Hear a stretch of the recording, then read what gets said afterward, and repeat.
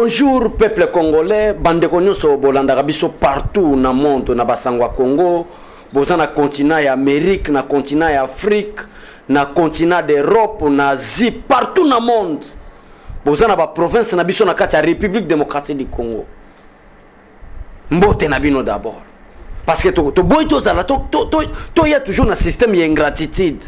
Lokola Jean-Marc Kabund. To reconnaître que les ressources bozo yamba biso, bozo landa biso na basangwa Congo, ezali grâce ya bino confiance pour pesa biso pour peuple landa biso. Ingratitude neto zo boya. Ingratitude neto zo telemela. Mbote na bino ba mama nanga, mbote na bino ba papa nanga. Partout, bandeko nanga bazolanda biso na Kalemi, Kasumbalesa, Lubumbashi, Goma, Bukavu, bozana France, États-Unis, Allemagne, Londres, partout dans le monde, Chine, na Russie, partout. Mais ba Congolais bazana Ukraine bazo ki ma guerre, mbote na bino, ki mianzambe za rakati na bino. Na lobby ke na tika missile non conventionnel. Mais nous avons Jean-Marc Kabund, a provoqué le président Félix Tshisekedi. Jean-Marc Kabund, a un lokuta. Jean-Marc Kabund, a un mensonge dans la télévision. Non, na système style non conventionnel. Parce que complot est allié à complot est allié à Nations Unies, complot est allié à quelques pays puissants occidentaux, complot est allié à Jean-Marc Kabund, complot est allié à Chadari. Je crois qu'on a dit déclaration à Monisco. Concernant la guerre, il y a ADF Nalu. Je crois que l'on dit déclaration à Chadari qui parle de guerre. Je crois que l'on dit Jean-Marc Kabund, c'est tout un complot. Jean-Marc Kabund était une personne très dangereuse tout autour du président Félix Tshisekedi. Tout autour du président Félix Tshisekedi. Jean-Marc Kabund. Toi qui es dans Malembe, tu es solo là. Parce que biso IDPS boko c'est la biso makabu talaba na wana ba finga baloba to finga to ba vérité. Jean-Marc Kabund talaba propos Jean-Marc Kabund a utilisé. Jean-Marc Kabund a lobby.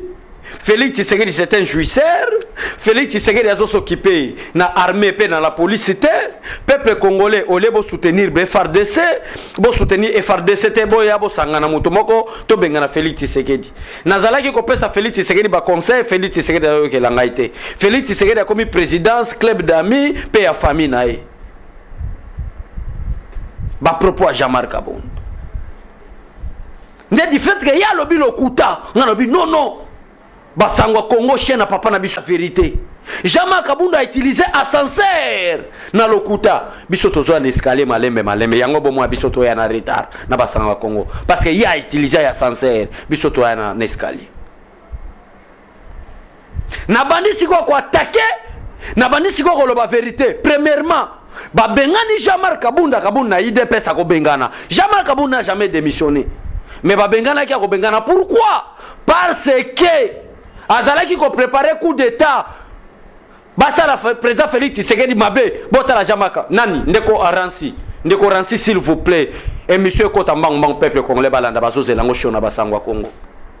Jean-Marc Kabund ki amati punda, amati cheval na kinga kati. Bakuta na Kabila, basu ba millions de dollars ba PCA. Kende jour les a démissionné. To combattre le président Félix Tshisekedi ensemble parce que to financer déjà mon na Monisco. Peut-être Monisco attaqué par ADF Nalu na ba M23. Jean-Marc Kabund. Posi ko bomona ke biso tozolo ba lokutate. Tozolo ba makambo ezali ya solo tozo ko sa peuple congolais te. Ndeko Rancy banda ko balancer ba vidéo. Soko za na photo ateza vidéo te. Tali sa peuple congolais photo ya Jean-Marc Kabund ndeka zo matana cheval na kinga kati. Tali sa photo ya Jean-Marc Kabund résidence à Tongi. Tala parking na emi tukanenge tondi. Tala lopango asomba plus de 25 parcelles à 500 place moko cha clôture atonganda kunena kati na kingabo. Mais mapango wa bongo ezali yango ka moko kingabwa te. Ba mapango wa bongo eze belé ya mabe makasi eza oya kingabwa pour distraire peuple congolais. So ke ba mo fleri kota ba jibe mpiana. OK ba ma campagne. OK partout ba gombe ba concession bongo ezali belé. Maintenant peuple congolais so bozo mona biso tozo ko sabino. Entre Félix Tshisekedi na Jean-Marc Kabund qui est le jouisseur. Ou soit Jean-Marc Kabund azo ebaté qu'est-ce signifie jouisseur? Ou soit Jean-Marc Kabund azo ebaté jouisseur et Nicolas Banini.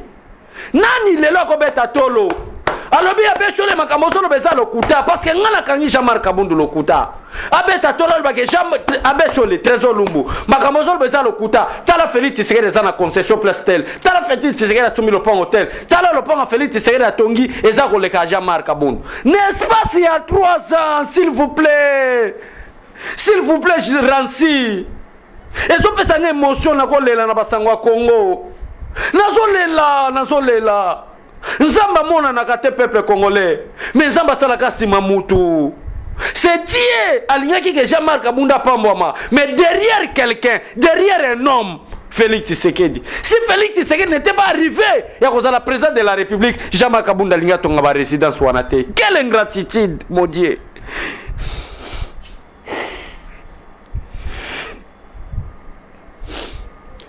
La reconnaissance n'est pas de ce monde.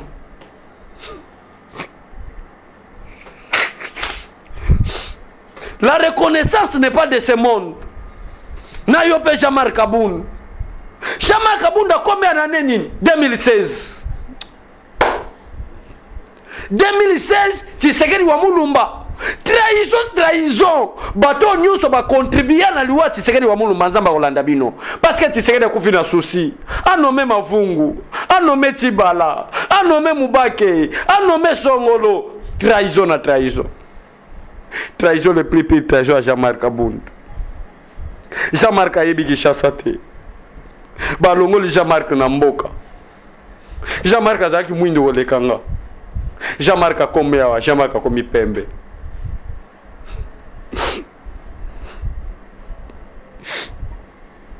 Comment est-ce que Nzamba ko pambola ba Congolais? Comment Nzamba ko pambola ba Congolais? Tango to tambo na ingratitude. Mutu mususu me Jean-Marc te. Mutu mususu me pas Jean-Marc Kabunda.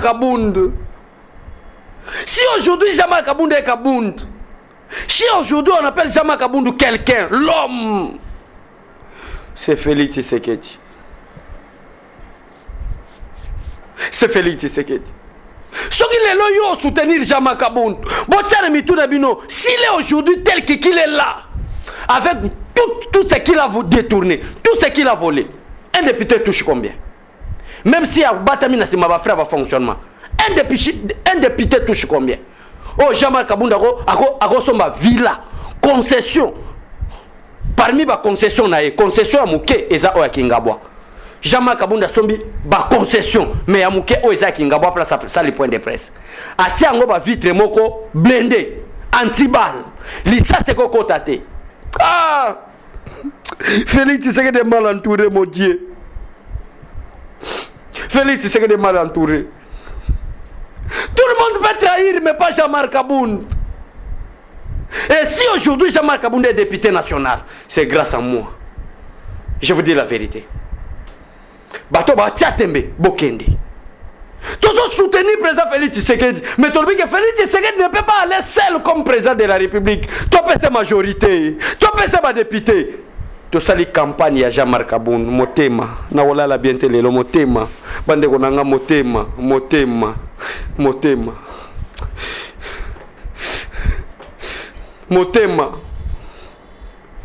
Oh, la reconnaissance n'est pas de ce monde.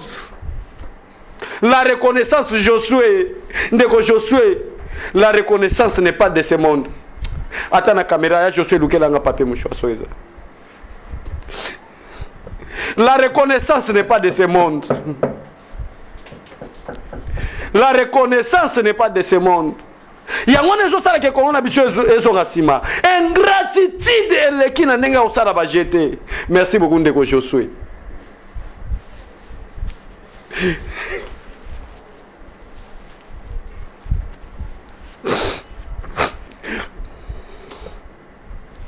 Ozo kumi sa famille Tshisekedi.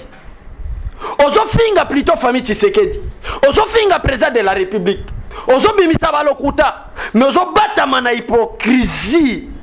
Ozo tombola kombo Etienne Tshisekedi wa Mulumba. Oh mon Dieu, c'est quel pays.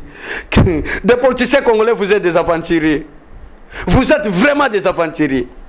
Famille Tshisekedi, Félix Tshisekedi wa Mulumba, a commission présidence ya famille nae, ya ba minae, ya ba diaspora nae, a commission mais na suka nango koloba Tshisekedi wa Mulumba notre mentor, Jean-Marc. mais Tshisekedi wa Mulumba est toujours de la famille de Tshisekedi. Ndenge zo kumisa Tshisekedi wa Mulumba, kumisa ta maman Marthe Bongo, et ça la fait bien. Parce que Tshisekedi n'est plus. Tshisekedi est déjà mort. Mais il a laissé sa femme. Mais comment est-ce que tu honores quelqu'un qui est déjà mort, mais sa femme qui est vivante? Aujourd'hui, Tshisekedi a comme si club d'amis. Mon Dieu. Entre Félix Tshisekedi, Jean-Marc Kabund, qui est le jouisseur, qui est le vrai jouisseur, c'est Jean-Marc Kabund. N'est-ce pas, ça 3 ans, Jean-Marc Kabund a longué Moutou Mouindo a commis Mundele. N'est-ce pas, ça 3 ans, Jean-Marc Kabund a sombi ba concession. Moutou a zako tambola makola ta keti azate. Moutou kaliboso tambola ngo c'est David Mouteba Mouta sombeli. N'est-ce pas, ça 3 ans, Jean-Marc Kabund a commis ko somba ba mapa on a balimete indiscret place à tie bureau na ye. 1,800,000 $. Nda kwa limité place à tie bureau na face à IDPS pour na rebondir à IDPS. Mais na sepelaka ke logo moko. Parce que créateur abanga créativité. Jean-Marc Azé Kilamu au Fatia créé.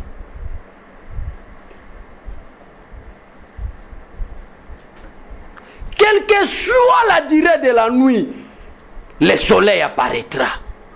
Quel que soit les mensonges, la vérité apparaîtra.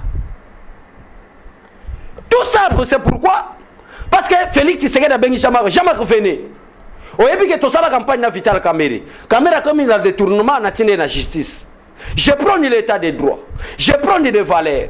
Qu'on se faire justice c'était. Sans mon ami tout les autres mon sens unique. Et ça que yo se faire justice au bukami tout kabatu. Otobola bapina bat. Aux autres molango na qualité nini. Constitution peut ça au pouvoir nini. Soki mutata mon na sens unique yo tobola mituka. Na lingi bongote. Pouvoir rebiso ça pouvoir ba valeur. Ba valeur lingo bato respecter mutu attribution misala bato na bato. Service à roulage ezawana. Service routier ezawana. Justice ezawana. Mutu soka c'est l'infraction, ce n'est pas à toi Jean-Marc Kabund de se faire justice parce que tu es le socle du pouvoir. Non. Tika ben institution sala musala. Jean-Marc Amoni Mabe. Président de la République a interpellé Jean-Marc Kabund.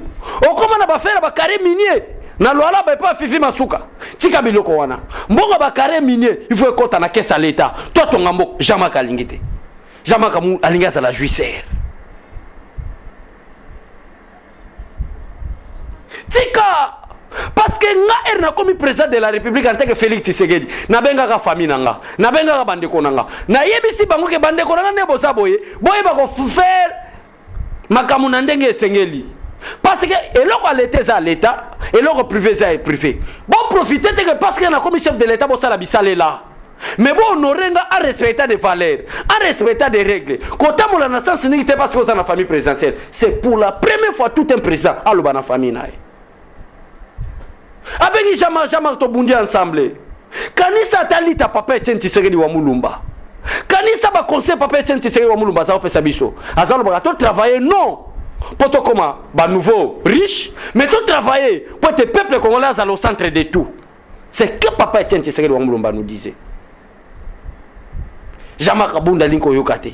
Alingi ba trafic pas ba fifi masuka, ba pese ba carré minier, ba pese ba mbongo, akoma na ba mituka. Jean-Marc Kabund a plus de 100,000 véhicules à Congo Kinshasa.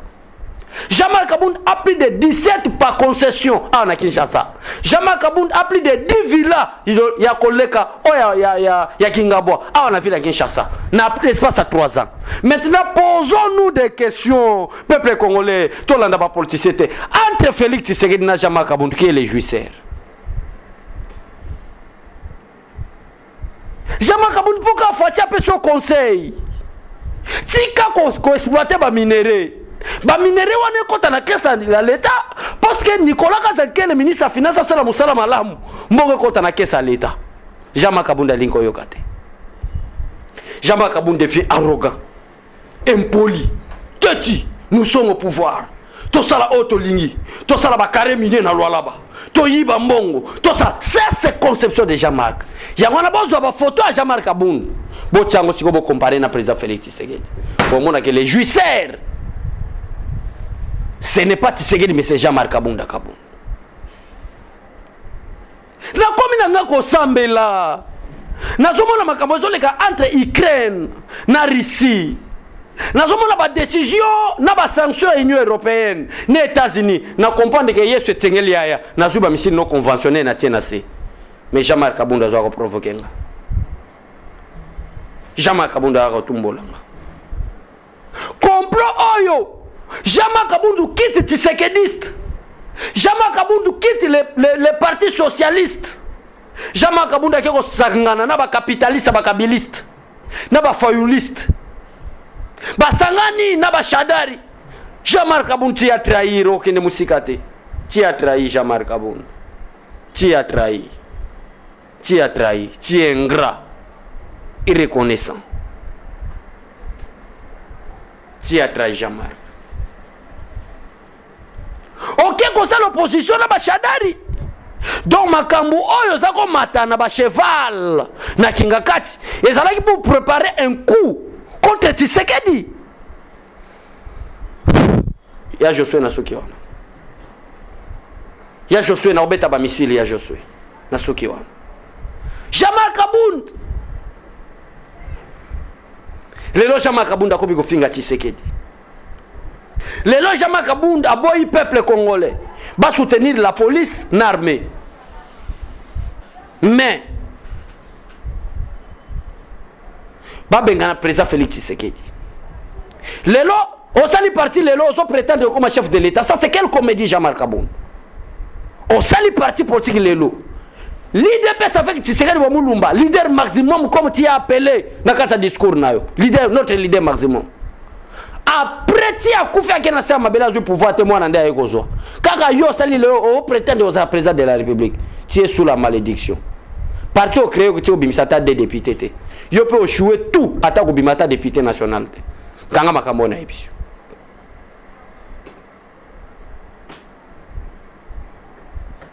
Ozo sala pe déclaration. Ozo bate bateau nous va na vision Tshisekedi. Baya epananga. Tika kombo Tshisekedi parce que la personne que tu es tenté d'ingérer, la personne yo combinaye ingrat. Oh manifester une police au nom de Tshisekedi, c'est fils biologique de Tshisekedi. Oh yo azui leso ya tata na ye depuis abotama.